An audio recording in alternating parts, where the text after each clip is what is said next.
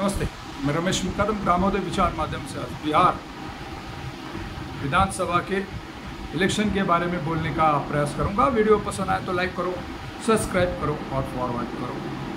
बिहार विधानसभा के इलेक्शन का बिगुल बज गया है और एनडीए अघाड़ी की तरफ से नीतीश कुमार को नेता न मानने के कारण उनका मुख्यमंत्री फेस का चेहरा एनडीए अघाड़ी ने न देने के कारण नीतीश कुमार के खेमे में हलचल पैदा हुई है। इसमें दूसरी तरफ तेजस्वी यादव को इंडिया गठबंधन महागठबंधन ने मुख्यमंत्री पद का उम्मीदवार घोषित करके बड़ी हलचल पैदा की है। और उसी दरमियान बहुजन समाज पार्टी ने जो सपा के हो, जो नीतीश के हो, तेजस्वी के हो और बीजेपी के हो, जो टिकट कटे जिनके हैं उनके बड़े पैमाने पर बसपा ने उनको टिकट दे के इलेक्शन तेहर का तिरंगी चौरंगी होने जा रही है। बहुकोणीय, त्रिकोणीय, चतुर्कोणीय मुकाबला यहाँ होने जा रहा है। शुरू में लग रहा था कि यहाँ एनडीए अघाड़ी और इंडिया अघाड़ी में सीधी फाइट होगी और नीतीश और तेजस्वी के बीच में कौन बाजी मारेगा, ये लोगों को दिलचस्पी पैदा हुई थी।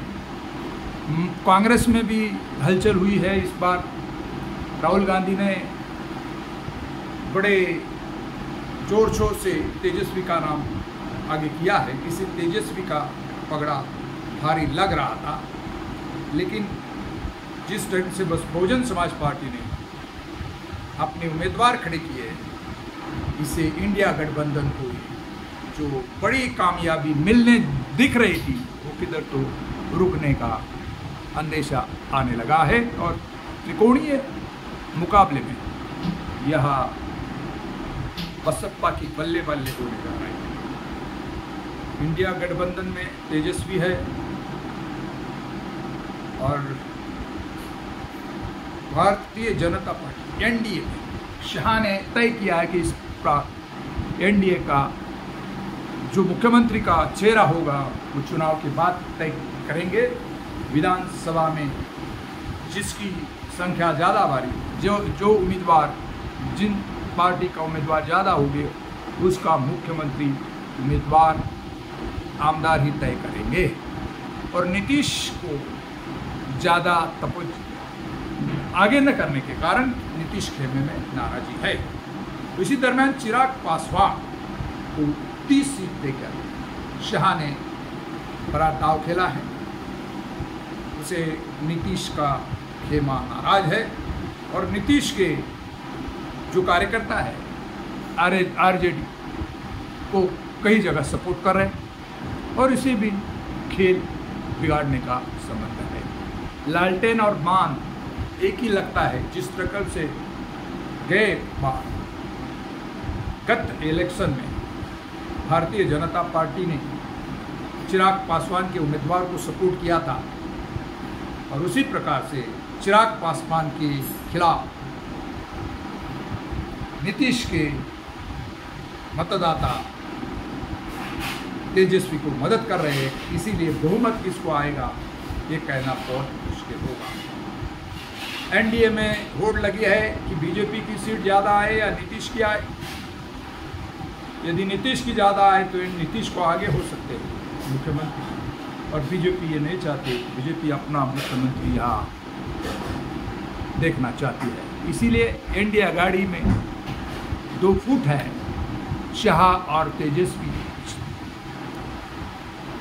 में कड़ा मुकाबला इधर जा रहा है और इसीलिए कौन किधर वोट करेगा ये नहीं बोल सकते। उसी में जन स्वराज्य पार्टी के प्रशांत भूषण ने ही कुछ उम्मीदवार खड़ी किए, उससे बीजेपी की तकलीफें बढ़ गई है। बीजेपी जहाँ लगता था कि 50 उम्मीदवार चुन के सह जाने चाहिए, लेकिन अभी उनको भी बहुत मारामारी हो रही है।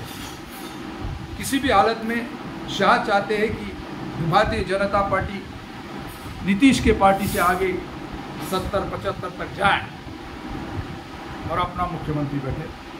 लेकिन इससे एक हलचल है, एनडीए में बहुत दरार पैदा हुई है और इसीलिए जो इलेक्शन है बहुत टेढ़ी खीर बन गई है। शुरू में आसान लगने वाली इलेक्शन यह भी त्रिकोणी चौकोनी ध्रुवीकरण से जाने के कारण जो निर्णय होगा वो 14 तारीख को होगा। 6 और 11 तारीख को मतदान है और 14 तारीख को मतदान का निकाल घोषित होगा।